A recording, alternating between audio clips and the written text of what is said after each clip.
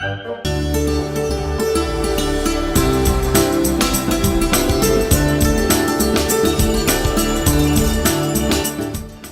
मेले में आस्था का सैलाब।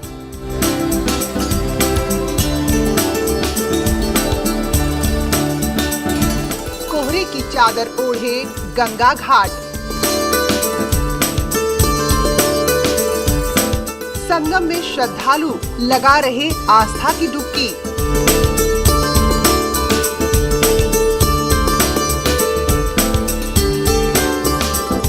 भक्तों के उत्साह में नहीं कोई कमी।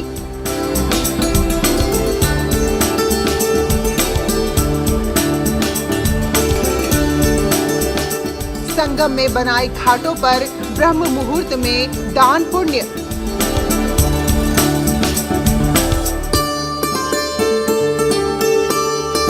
पितरों के लिए मोक्ष की कामना। संगम की रेती पर दुनिया का सबसे बड़ा आध्यात्मिक मेला।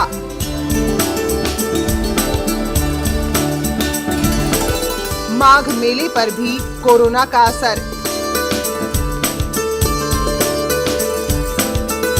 स्नान पर्व के लिए तैयारियां चाक चौबंद। माघ मेले में धर्म, आस्था और आध्यात्म के रंग। हाईटेक बाबा और आश्रम टेंट की चर्चा हर तरफ।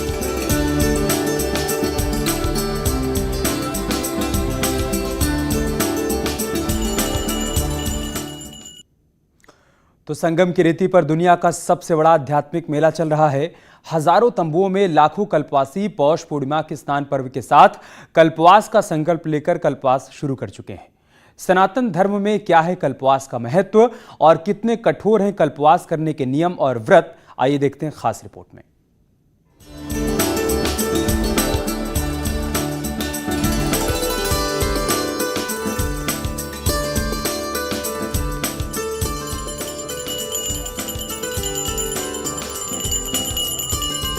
संगम की रेती पर हर साल माघ मेला लगता है।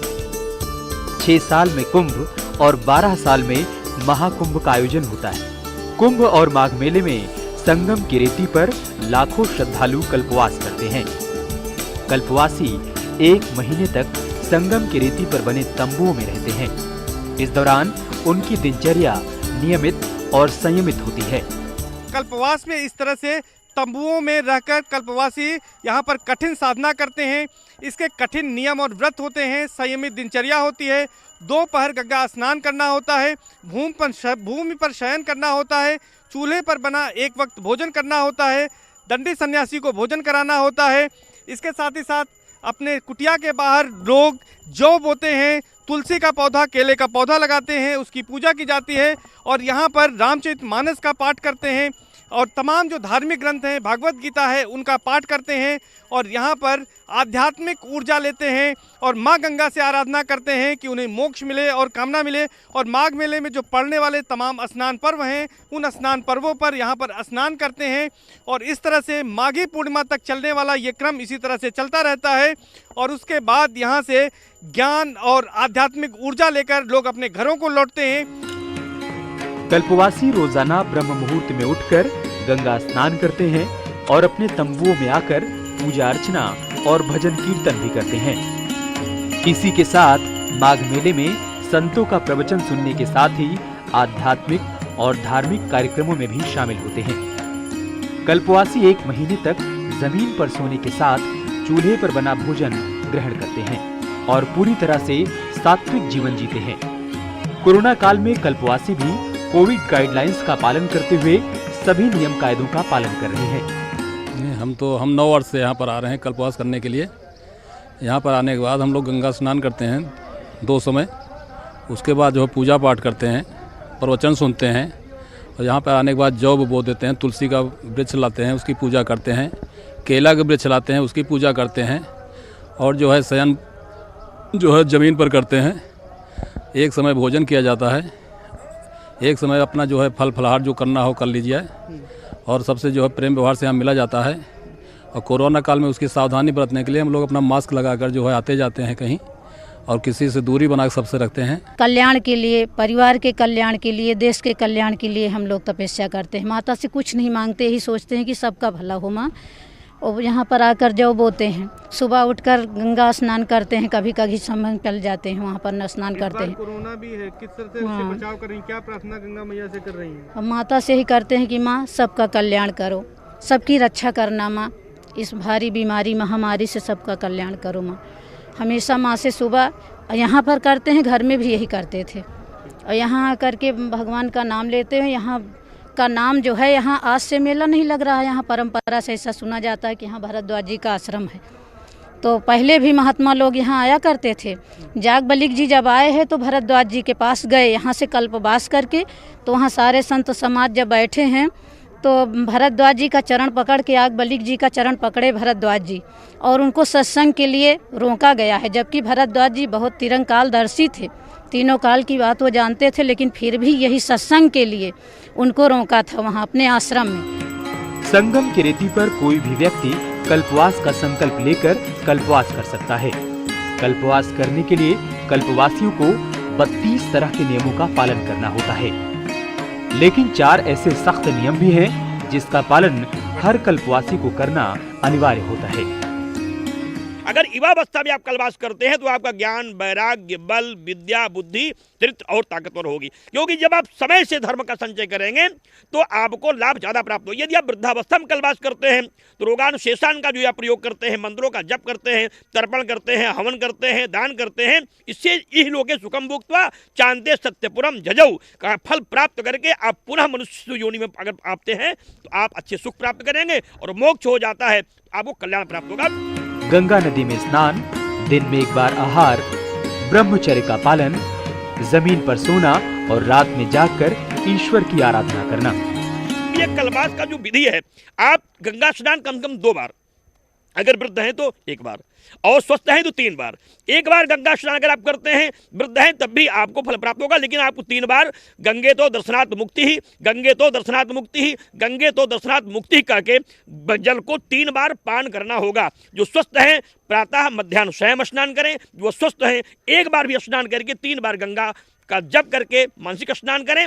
और अगर स्नान करते हैं तो गंगा जल का सेवन करना बिल्कुल, क्योंकि दरस, परस, मज्जन और पान 4 प्रकार से स्नान करें। और स्नान करते समय किसी दशा में गंगा जी में मल को मत धोएं, शरीर न धुलें। जो हाथ धुलते हैं, शरीर धुलते हैं गंगा में, वो पातक के भागी हो जाते हैं। गंगा स्नान करते समय बहुत सावधानी के साथ, बड़ा प्रश्न है चैनल का, गंगा स्नान जैसे माँ के वक्षस्थल पर बच्चा दूध पीते समय एकदम स्तंभित हो जाता है, वैसे जाइए माँ की गोद में बैठिए और निकल जाइए, तब गंगा स्नान करने का पूर्ण लाभ प्राप्त होगा। ऐसी मान्यता है कि कल्पवास करने से कायाकल्प हो जाता है और मोक्ष की प्राप्ति होती है।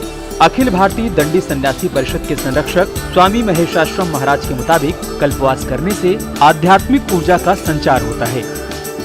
जो लोग 1 महीना तक यहाँ नियमित रहेंगे, एक समय भोजन करके बेणी माधव का दर्शन करते हुए गंगा का पूजन करेंगे, गंगा का स्नान करेंगे, तो 1 मास वास करने का उतना फल होगा जितना पूरे ब्रह्मांड में सारे तीर्थों के, स्वर्ग से लेकर के सारे तीर्थों में वास करने का फल होता है।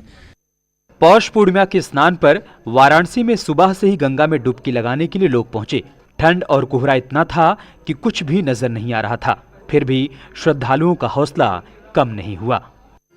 वहीं संगम नगरी प्रयागराज में मौसम की मार के आगे श्रद्धालुओं की आस्था और विश्वास में कोई कमी नहीं देखने को मिली। संगम में श्रद्धालुओं के आने का क्रम है वो लगातार जारी है। तमाम जो सुरक्षाकर्मी तैनात हैं वो भी ठंड से परेशान हैं। तमाम लोग अलाव का सहारा ले रहे हैं। जो श्रद्धालु आ रहे हैं अभी उनकी संख्या भी कम है, और ठंड की वजह से आप देख सकते हैं कि जो भी संगम जाने का मार्ग है वहां पर भी अभी भीड़ भाड़ कोई ज्यादा नजर नहीं आ रही है, और लोग तमाम तरह से प्रिकॉशन ले रहे हैं, ठंड से बचने के तमाम तरह से उपाय कर रहे हैं। जो लोग भी आ रहे हैं गाँव से देख सकते हैं कि वो गर्म कपड़े उन्होंने पहन रखे हैं, शॉल ओढ़ रखी है और अपने बदन को पूरी तरह से ढक कर रखा है ताकि ठंड से बचाव हो सके। तो इस तरह से यहाँ पर साफ तौर पर आप देख सकते हैं कि किस तरह से लोग यहाँ पर ठंड से बचने की कोशिश कर रहे हैं, और ठंड ने लोगों को बेहाल कर दिया है। तापमान की अगर बात करें तो तो तापमान का पारा लुढ़क कर काफ़ी नीचे आ गया है। मिनिमम जो टेम्परेचर है प्रयागराज का वो करीब 3 डिग्री सेल्सियस यहाँ पर रिकॉर्ड किया गया है और उसकी वजह से लोगों को काफ़ी दिक्कतें हो रही हैं। लोगों को थोड़ी दिक्कतें ज़रूर हो रही हैं, लेकिन जो लोगों का उत्साह है संगम आने को लेकर, माघ मेले में आने को लेकर, वो कहीं से कम नजर नहीं आ रहा है। गृहस्थ कल्पवास का संकल्प लेकर आता है और पत्तों और घास फूस की बनी कुटिया में रहता है, जिसे पर्णकुटी कहा जाता है। इस दौरान एक बार ही भोजन किया जाता है और मानसिक तौर से धैर्य, अहिंसा और भक्ति भाव का पालन किया जाता है। कल्पवासी सुबह की शुरुआत गंगा स्नान से करते हैं। उसके बाद देर रात तक भजन कीर्तन चलता रहता है। करीब 2 महीने से अधिक का वक्त सांसारिक भागदौड़ से दूर तन और मन को नई स्फूर्ति देने वाला होता है। शास्त्रों के मुताबिक कल्पवास की न्यूनतम अवधि 1 रात्रि, 3 रात्रि, 3 महीना, 6 महीने, 6 साल, 12 साल या फिर जीवन भर भी कल्पवास किया जा सकता है। संगम तट पर निवास करते हुए कल्पवासी जप, तप, ध्यान, साधना, यज्ञ और दान जैसे तरह तरह के धार्मिक कृत्य करते हैं। कल्पवास का वास्तविक अर्थ है कायाकल्प। ये कायाकल्प शरीर और अंतःकरण दोनों का होना चाहिए। इसी कायाकल्प के लिए पवित्र संगम तट पर जो 1 महीने का वास किया जाता है वो कल्पवास कहलाता है। न्यूज़ 18 के लिए प्रयागराज से सर्वेश दुबे के साथ ब्यूरो रिपोर्ट। मोक्ष पर तालाबंदी, तो क्या अब मोक्ष मार्ग बंद है? काशी की कई कहानियां हैं।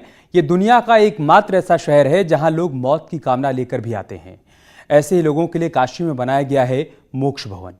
इस मोक्ष भवन में लोग आते अपने पैरों पर हैं, लेकिन जाना चाहते हैं 4 कंधों पर। लेकिन पिछले 10 महीनों से मोक्ष भवन में तालाबंदी है। मतलब कि सूरत में खाना खाओ और काशी में मोक्ष पाओ। काशी, मोक्ष की काशी, उत्तर प्रदेश पूरब में बसा एक ऐसा जिला, एक ऐसा नगर जिसकी महिमा का बखान वेद पुराण करते हैं।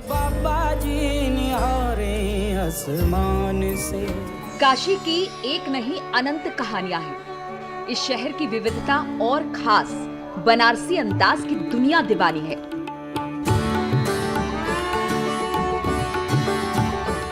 काशी, बनारस और वाराणसी एक ही शहर के 3 नाम हैं, जो बदलते वक्त के साथ बदलता गया।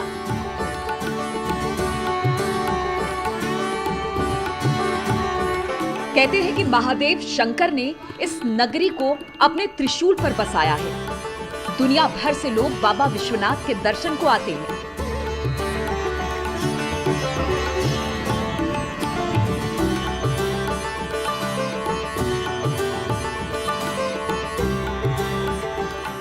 काशी को मोक्ष का नगर भी कहा जाता है। मणिकर्णिका घाट पर अनवरत धधकती चिताएं इस बात की साक्षी हैं।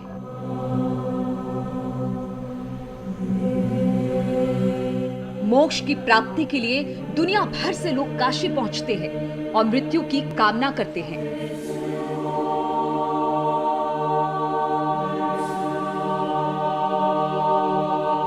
मोक्ष की प्राप्ति में लोगों को असुविधा ना हो, इसके लिए वाराणसी के गदोलिया में कुछ समाज सेवियों ने मोक्ष भवन बनवाया है। यहाँ लोग अपनी मृत्यु की कामना के लिए आते हैं, देह त्याग करते हैं।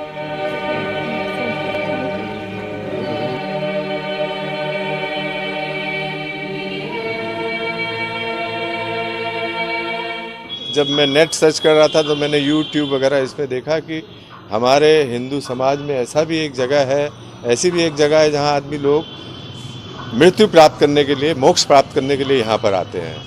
मैं इससे बहुत इच्छुक हुआ और आज मैं मेरे मित्र आए हुए हैं, इनको भी मैंने कहा तो ये भी बहुत ही उनको आश्चर्य भी हुआ और इसका कारण मैं आया हूँ, लेकिन ये बंद पड़ी हुई है। इन दिनों वाराणसी का मोक्ष भवन बंद है। मोक्ष भवन के मेन गेट पर ताला लगा है। मौत की कामना लेकर यहाँ आने वाले लोगों को निराश होकर लौटना पड़ रहा है। काशी का ये मोक्ष भवन कोरोना काल से बंद है। पिछले साल जब कोरोना को लेकर लॉकडाउन हुआ था तो पूरा देश ठप हो गया था। उसी दौरान काशी के मोक्ष भवन को भी बंद कर दिया गया। जो अभी तक बंद है। कोरोना काल से लेकर अब तक मोक्ष धाम भी बंद है। लोग यहां आते और निराश होकर लौट जाते। लेकिन अब जब पूरे देश से लॉकडाउन हट चुका है तो ऐसे लोगों को उम्मीद है कि मोक्ष धाम पर लगे हुए ताले भी हटा दिए जाएं। लेकिन यहाँ के केयरटेकर बताते हैं कि इनके पास ऐसी कोई इन्फॉर्मेशन नहीं है कि कब मोक्ष धाम पर लगे हुए ताले हटेंगे और बाबा के श्रद्धालुओं का मोक्ष का रास्ता खुलेगा। जग्गी वासुदेव का कहना है, ज्यादातर लोग शानदार तरीके से जी नहीं पाते। ऐसे में उनकी एक इच्छा होती है कि कम से कम उनकी मौत शानदार तरीके से मरने का मतलब है कि मौत के बाद सिर्फ शरीर का ही नाश ना हो, बल्कि इंसान को परम मुक्ति मिल जाए। बस यही इच्छा लाखों लोगों को काशी खींच लाती है। इसी वजह से ये मृत्यु का शहर बन गया। लोग यही मरना चाहते हैं, माया मोह का त्याग करना चाहते हैं। कि बनारस जैसे मोक्ष नगरी है, तो बनारस के बाहर के लोग या जो व्यक्ति जिसकी इच्छा हो कि हम बनारस में मरे और हमारी मोक्ष हो, तो वो यहाँ पर इस भवन में, जिनको डॉक्टर बोल देता है कि ये 5-6 दिन के मेहमान हैं, तो वो यहाँ पर मोक्ष प्राप्ति के लिए आते हैं परिवार के साथ। मोक्ष की कामना के लिए काशी आने वाले लोगों को रहने का ठिकाना मिल जाए, इसके लिए यहाँ मोक्ष भवन की स्थापना की गई। इस मोक्ष भवन में कोई भी शख्स रह सकता है। इसमें दी जाने वाली ज्यादातर सुविधाएं मुफ्त में होती है, लेकिन फिर भी अगर कोई शख्स आर्थिक रूप से ठीक है तो वो उससे कुछ रुपए लिए जा सकते हैं। अब वैसे तो गरीबों के लिए यहाँ 15 दिन फ्री है, लेकिन आपके पास अगर पैसे हैं तो दे दीजिए। एक दिन का 50 रुपया और खाने पीने का 10 रुपया। एक मिनट। काशी के इस मोक्ष भवन में वही लोग आते हैं जो किसी गंभीर बीमारी से पीड़ित होते हैं या फिर जिनकी उम्र लगभग पूरी हो चुकी होती है। मोक्ष भवन में रहने के लिए 20 रुपए देने पड़ते हैं। यहाँ उन्हें खाना पीना और बाकी सुविधाएं मिलती हैं। मोक्ष भवन में एंट्री से पहले से शख्स के परिवार के बारे में जानकारी ली जाती है, ताकि मरने के बाद उनके परिवार वालों को इस बात की जानकारी दी जा सके। ये होटल नहीं है साहब, यहाँ पैसे दिए और जब तक चाहो रह लो। 30 दिन में खाली करना पड़ेगा, या दूसरों के कंधों पर, नहीं तो अपने पैरों पर। काशी के इस मोक्ष भवन की स्थापना साल 1906 में की गई थी। मोक्ष भवन के रिकॉर्ड्स की माने तो अब तक 14,000 से ज्यादा लोगों ने इस भवन में अपना देह त्यागा। लेकिन जब से लॉकडाउन हुआ, यहाँ एक भी शख्स की मौत नहीं हुई। बंदी की वजह से मोक्ष प्रेमियों का आना जाना यहाँ बंद हो गया। लेकिन अब जब सब कुछ खुला है तो मोक्ष प्रेमी एक बार फिर वाराणसी के इन मोक्ष भवनों में पहुंचने लगे हैं। लेकिन यहाँ उन्हें निराशा हाथ लग रही है, क्योंकि अभी तक काशी का ये मोक्ष भवन लॉकडाउन ही है। न्यूज़ 18 के लिए वाराणसी से रवि पांडे की रिपोर्ट। और चलिए इसके साथ ही हमारी इस खास पेशकश में इतना ही।